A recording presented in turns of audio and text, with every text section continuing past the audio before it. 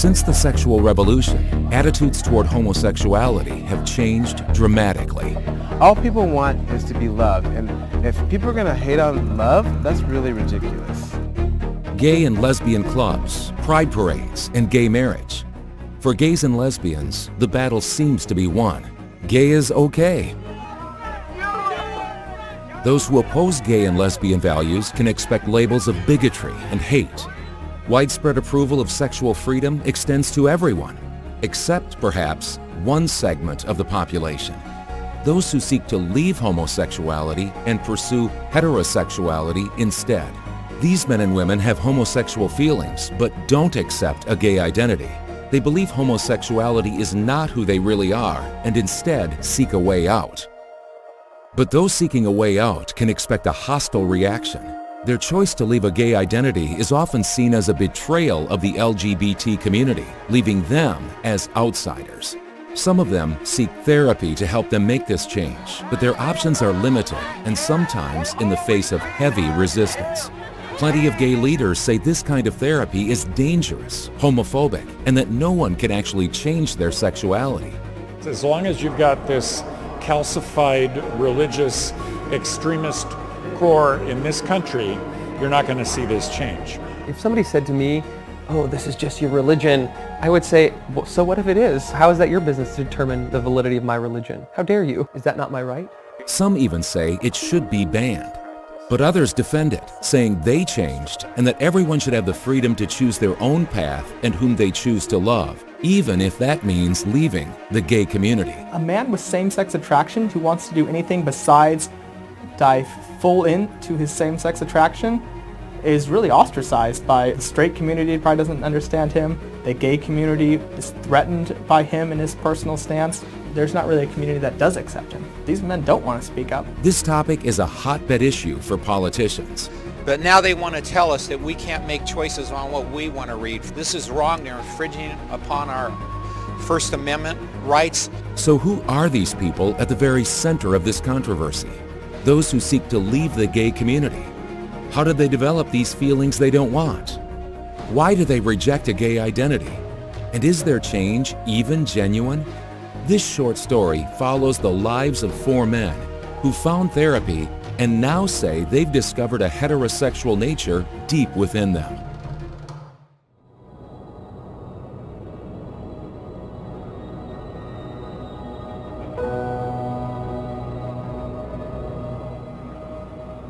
I don't know perfectly the answer, but I know that at a young age, I felt overwhelmed at times by my mom and so far off from my dad. In fact, I had this image of like me being in a jungle and like crying as a kid out from my dad and just praying that my father would be like a jungle warrior, like coming and chopping through the bush and trying to find me, to hunt for my heart.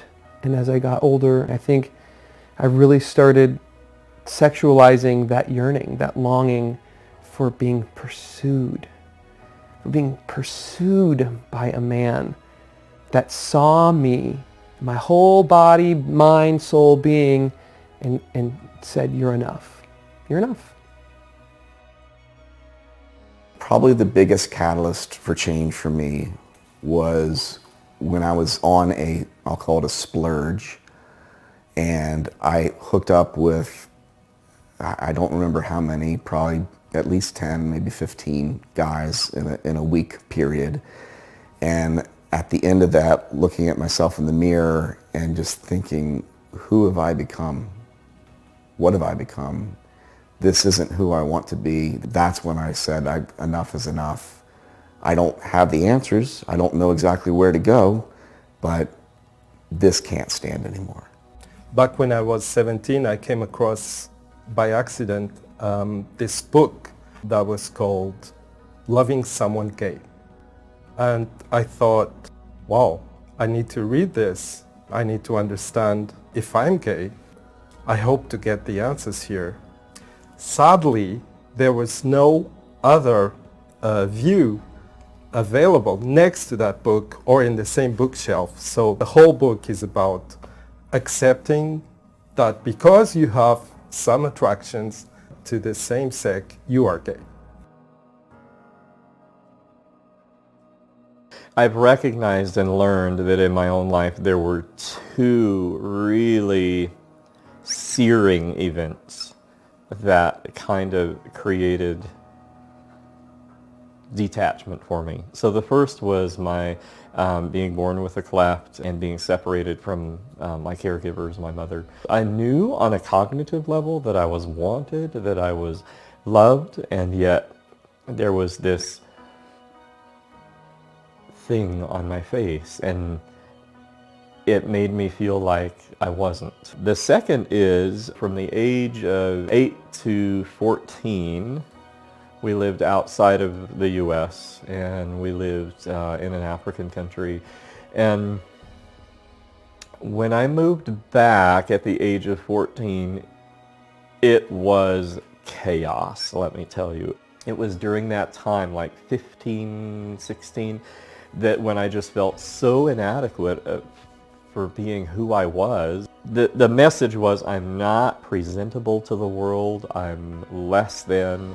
Through both of those experiences, it was like the trench was dug deeper to be split off from myself. You have the right to change your sexuality and your gender identification throughout the course of a lifetime, and someone may change back and forth. It is not just one identity. I'm gay, but once in a while I'm like, oh, this girl is actually hot. I think that there's no okay, this person is 100% gay, that means they can't think a girl is pretty, and then vice versa. I believe that even a gay person should be able to explore heterosexuality if that's what they would like to do. I decided to explore reintegrative therapy because I realized I wasn't at peace with myself. There were parts of myself that I didn't like. There were parts of myself that I rejected. And I realized that I feared other men. I felt less than them. I didn't know how to act around other men. I realized that I had stories in my head that I told myself about women. I wasn't liking who I was becoming. I wasn't liking my behavior. It wasn't in line with my values. I didn't feel like I was being my authentic self. And so I wanted to address it head on. When we talk about this subject, identity comes up a lot. Are these people really gay people and we're trying to make them straight? Maybe they were really straight all along and we're just helping them to be who they were. What we're really talking about is the topic of identity. And really, what defines all of us isn't so much who we want to have sex with. It's not our sexual desires. It's our values. And ancient faith traditions, Judaism, Christianity, Buddhism, Islam, ancient philosophers like Socrates, all agreed it's not our desires that define us, it's our values that define us. My clients believe that their values define them, and I agree with them. I sought therapy when I realized that this gay-affirming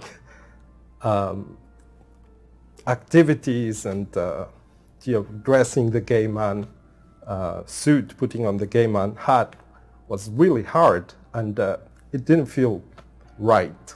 Some people like their homosexuality and want to keep it, want to work on other things. That's great. We work with them. We have nothing against them. I want to come alongside them just like I want to come alongside any group that feels maligned or attacked by society. So they're welcome here, absolutely. I don't think somebody can go from gay to straight because I think that if you're, I think it's more of a thing that's kind of determined at birth. I think it's just, as Lady Gaga says, you were born this way. It starts from the very beginning since I start recalling my memories. It wasn't really a choice, it was more of what I grew up into and what became my preference as I was becoming who I am right now.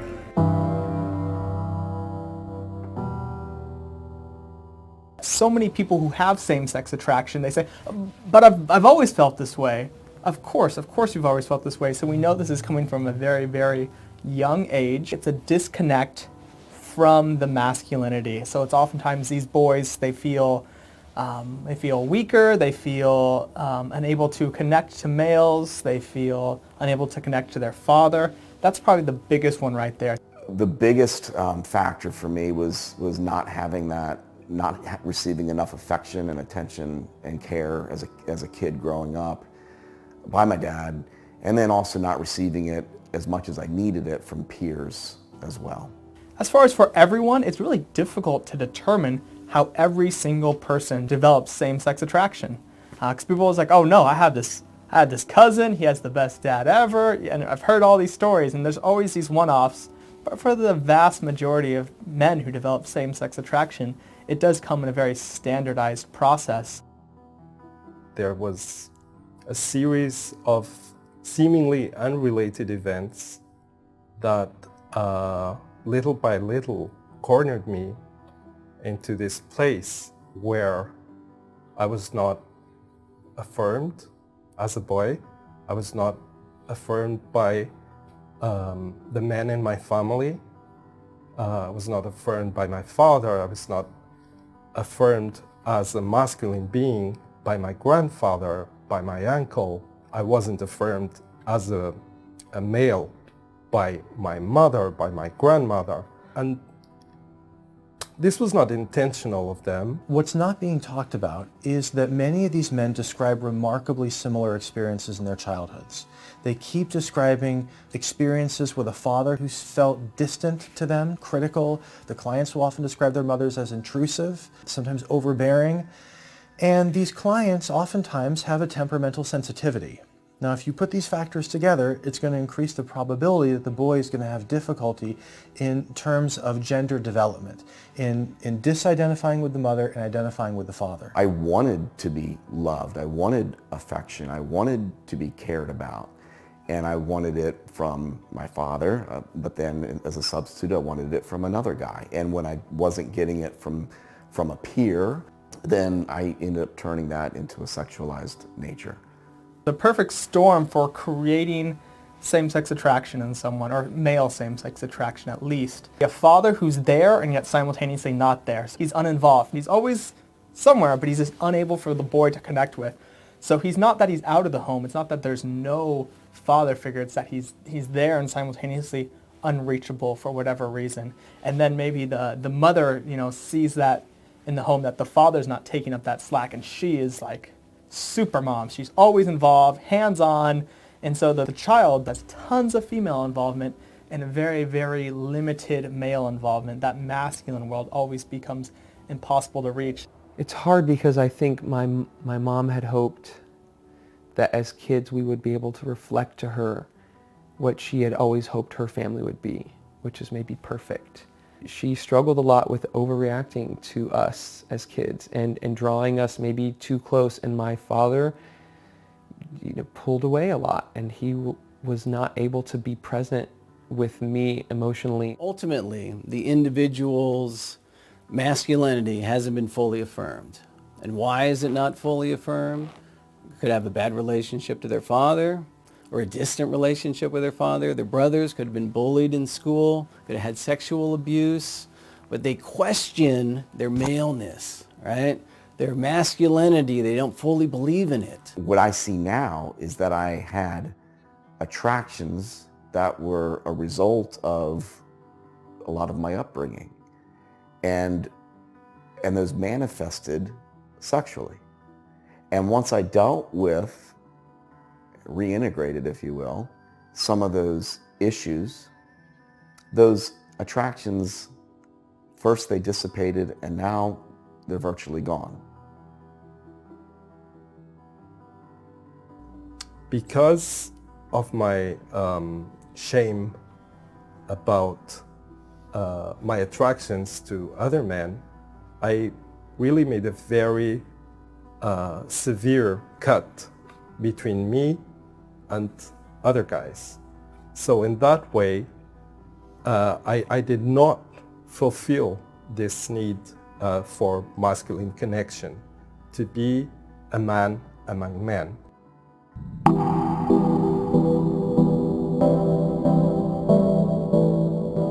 When I was going through puberty, I had a lot of conflicting thoughts about, you would see like a good-looking, handsome teacher who's a guy, and like my brain would be like, he's handsome, and I'd be like, wait, what does this mean for me? It's natural, I think. It wasn't something, if I were to choose this, why would someone choose this? Because people don't, they're really mean to gay people, basically. So it's natural.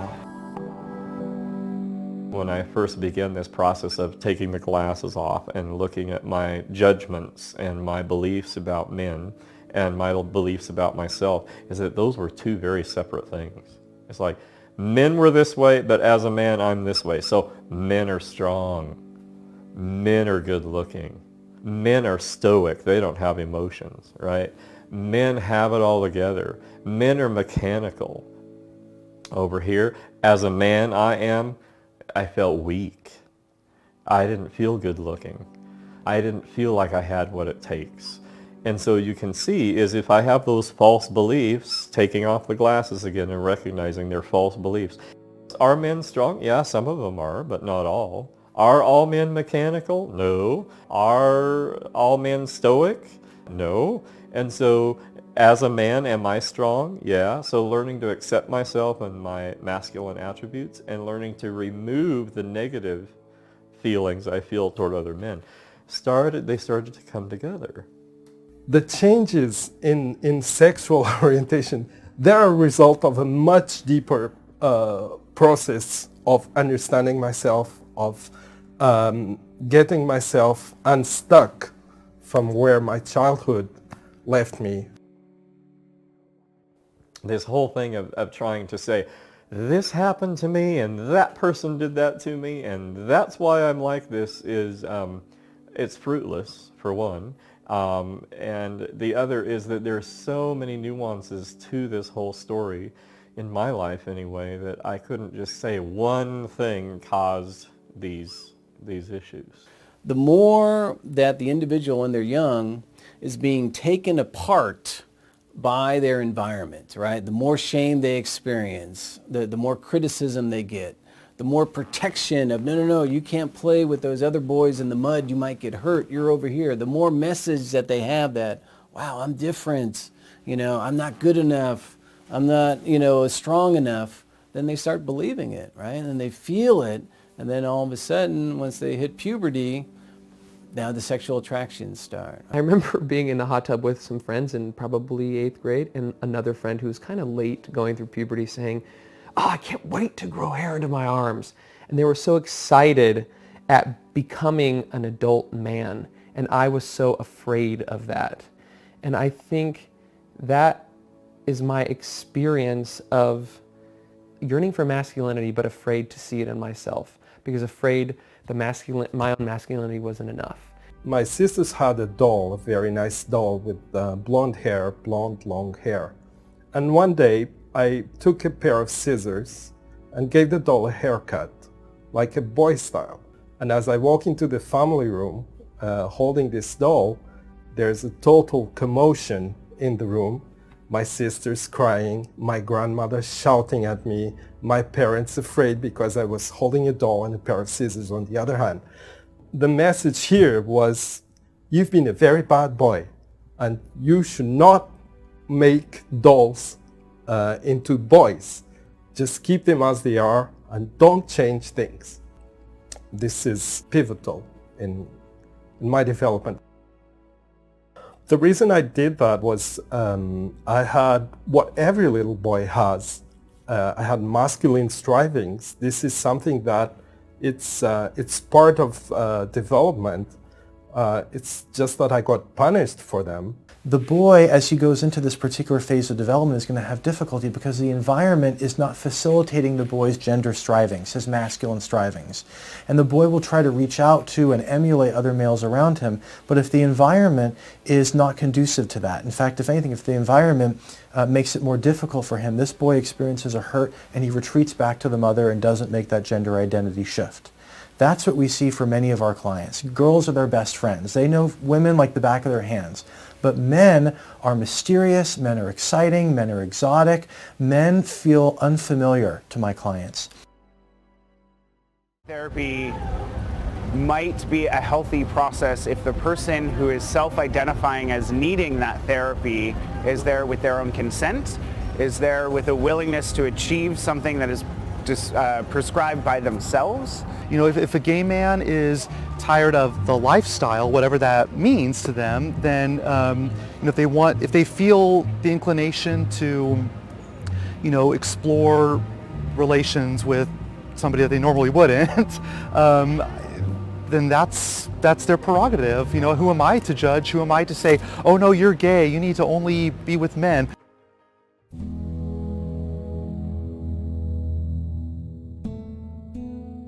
We have to differentiate between two different types of therapy. There's conversion therapy. Now, conversion therapy is a very broad term.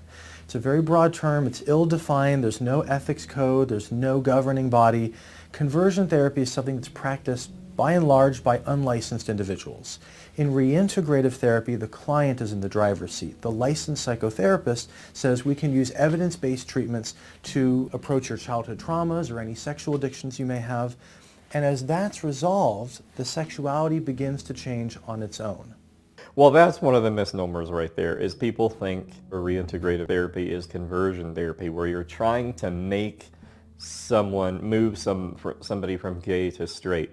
Honestly, most of my therapy wasn't at all about the whole sexual attraction thing. I mean, it would come up and we would work on different things, but it was always, what is under there? What is under there? I never at any point felt like my therapist was trying to coerce me or change me to think a certain way. So there's been a lot of this accusation that people have been forced to change, and I think there's some historical truth to that. So if any one of you have let yourself become involved with an adult homosexual or with another boy, and you're doing this on a regular basis, you better stop quick. And if we catch you involved with a homosexual, your parents are going to know about it first. And you will be caught. A lot has come down through other people's churches of all the different religions, you know, or people's parents who have had very, very strict views, forcing their kids to change. That is not what this therapy is about whatsoever. It's been about dealing with issues that I grew up with. It dealt with dealing with my dad, and dealing with my mom, and dealing with my peers, and dealing with molestation events. I've had clients who have gone to gay affirmative therapists, and they've been told that they have to just continue that way of coming out more gay and accepting their homosexuality.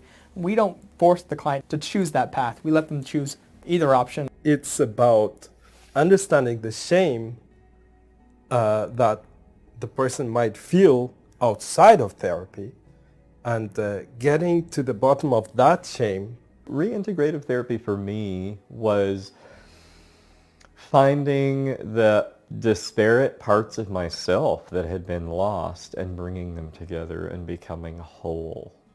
The results of being in this therapy have helped me to feel comfortable with who I am as a man, helped me to feel connected to other people, and helped me to feel like a man among other men. It's about reintegrating, which is what we call this, reintegrative therapy.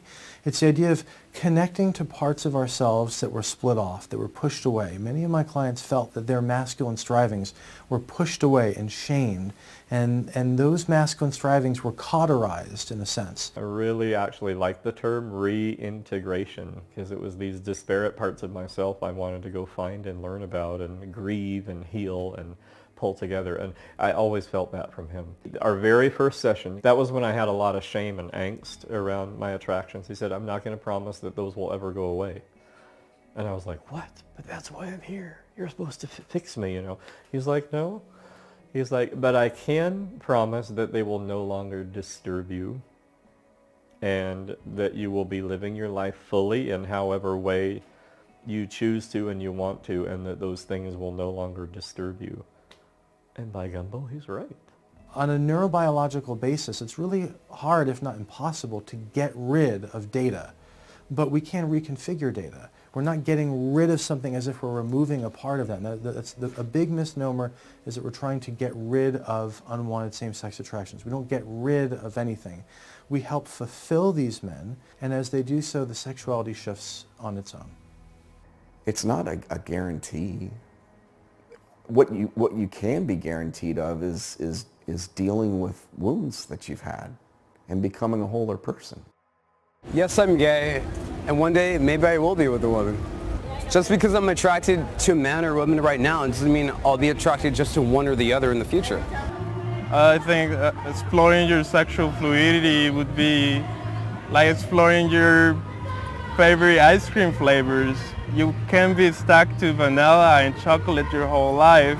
Yeah, in the future, I could see myself having a sexual relationship with a person of the opposite sex, because I think nothing ever stays the same and everything is ever changing. It's not the same necessarily as food or, you know, what movies I want to watch or things like that, but those are constantly changing and they happen necessarily without me being conscious of them. I think one day you might wake up and say like, oh, I'm interested in this.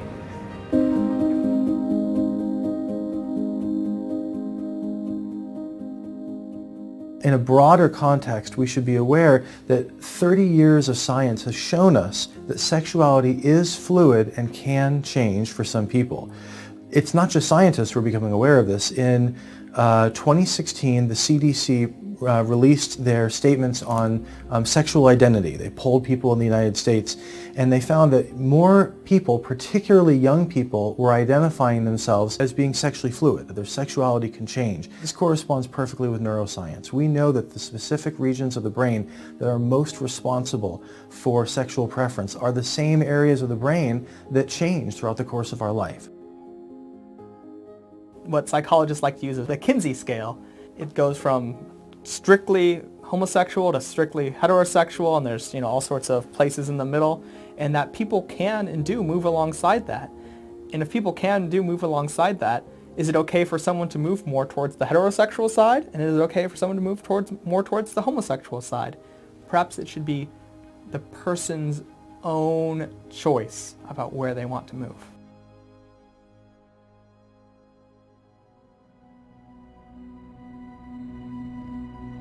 I identify as like gender fluid, non-binary, kind of somewhere in there. And then I'm pan and poly, so I have two like people that I'm dating, and then I have a few other like people that I'm kind of talking to. I mean, I'm definitely identify as gay, but I mean, you know, a nice lady walks by and I'm like, hey.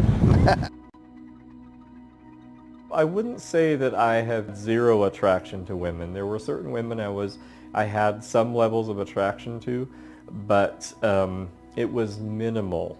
And I always felt that I wasn't masculine enough to interact with them as a man. It was more like, well, let's kind of have this brother-sister relationship going on, this platonic thing. When I am experiencing same-sex attraction, I feel like everything turns in on myself. It's all about me. It's like a star caving in on itself. That's how I feel. It feels palpable in my body. I feel intrinsically disconnected from the world around me. When I step out of that into assertion and into my full masculine self, I don't feel sorry for being me. I remember going to this retreat, and all the way to the retreat I'm driving there thinking, I don't know if I want to do this. I got there late. All the guys are in the cafeteria, right? So I park and I walk up to the cafeteria and I'm outside the door, and there's just this roar, collective roar of masculine voices. I felt so fearful that I willed myself finally to go in, but I just stood there for a long time. I was like, I don't belong here. I want to get back in my car. I want to drive home. Fast forward quite a few years. I actually chose to go to that same retreat because it's an annual retreat they do for men. I drove up. It was deja vu. I walked up to the cafeteria. I was a little bit late then too. Heard this roar of masculine voices. And there was such a difference in my body. I loved hearing that. And I was like, let me in there. Let me in there. That's my tribe. I belong. And that's huge for me, just to say I belong.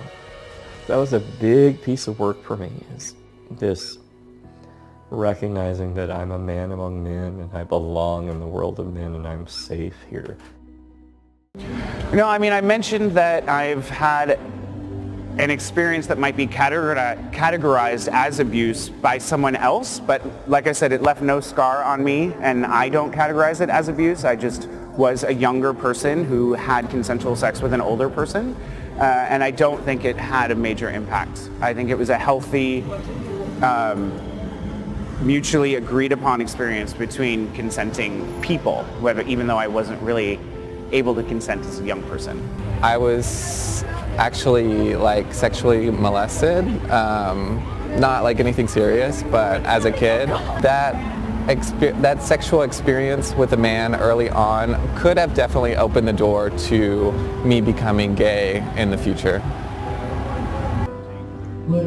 I'm a veterinary student, so I work with animals. And I think you see a lot of animals that are neglected by their owners, and you see the effect it has on their behavior and how they interact with people. And as much as we like it or not, human beings are animals too, and we respond in similar fashions. And if we're neglected, I feel like friends you see, they're seeking that confirmation or love or whatnot. So it does have an effect on their behavior in the future, and I feel like they're maybe compared to someone who wasn't raised in a nurturing, loving environment, they're more so seeking it and doing things that maybe someone else wouldn't to try and get that attention or love however they can, for better or worse. The number one type of trauma we see is neglect, and that's so difficult to put a quantifier on neglect. It's by definition a prolonged non-event is neglect. That is certainly a trauma. Trauma is not just when something happens that day. Trauma can be a takeaway of something that's needed, something that's life-giving. My motivation was I want to be as healthy as I possibly can as a human being, period. Whether these attractions stay or go, I know I have wounds that need to be dealt with. Part of this whole process was just learning to be okay with myself, shave my mustache off, look at myself in the mirror, say to the world, this is what you get. And I used to not want to make eye contact with myself in the mirror because I didn't like really looking at myself. I like what I see. And as we use standard evidence-based treatments, the same treatments other clinics use, on those specific traumas, these clients notice an increase in their confidence. They feel more connected, more relaxed around other males, and as a byproduct, they notice the same-sex attractions diminishing on their own. If a client who's feeling this way, that their same-sex attraction really isn't them, goes to a gay affirmative therapist, what they're going to get is this therapist informing them that they can't hold that view, that they need to just come out as gay, accept their homosexuality, and that's the only thing that's going to make them feel better. There's a large group of men that simply does not work for, and they don't feel like that is true for themselves. Lawmakers behind a new bill say it's potentially harmful to a patient's mental health. Conservatives say lawmakers are misrepresenting what conversion therapy offers. Conversion therapy and changing someone's sexual orientation or gender identity is not actually a goal that can be achieved, and this prevents people from falling into the false impression that can actually happen. Everyone should be free to find therapy and support to help them achieve their desired goals and outcomes, not the government's goals and outcomes. The client should be in the driver's seat. Where have we come now to where you can't even disagree with somebody who holds the LGBT community and its standards as gold and dismisses my perspective to the point where I should not be allowed to have my perspective? That is, now we've tipped the scale and gone to a completely destructive place. My response to folks that are extremely antagonistic to reintegrative therapy is it's actually sadness. They think that their only option now is to affirm what attractions they have. And how sad is that? Now they're not given a choice. There is no option. It's this way, you are this way or you aren't. And that's a really sad message when I know for sure that there are alternatives. You're essentially putting people in these perfect little boxes, and people don't fit perfectly into boxes. That's not reality. And so it would make sense that if you start with a premise that people fit exactly in one box or another, it's going to be hard for you to have an openness to people who have different points of view. If the goal is to completely ban anyone from having access to somebody who professionally could help me work and to find my goals, my life path, you're going to tell me that that's freedom to ban me from that right? In healthy communities, people are free to come and go as they choose. But it's unhealthy when individuals welcome a person into a community but then try to block them when they try to leave. That's bullying, and that's wrong. And my clients have the freedom and the right to walk away from any kind of sexual practice that doesn't work for them. If people want to live in a lifestyle, then they can continue to do that. But to take that option away from other people and to push a narrative that, to me, is not true, is extremely harmful. At this point in my life where I am doing reintegrative therapy, sometimes I feel that, oh, here I am again fighting against the currents, because now gay is good, gay is encouraged, gay is everywhere. Yeah, if you're gay, you're a superstar. At least that's what the media portrays. There's hope, you're loved. There are reasons you feel this way, and you have support. It's a journey. It's not necessarily a destination. It's about me becoming a more whole person, about me just dealing with myself and being more fulfilled. The results of being in this therapy have helped me to feel comfortable with who I am as a man, helped me to feel connected to other people.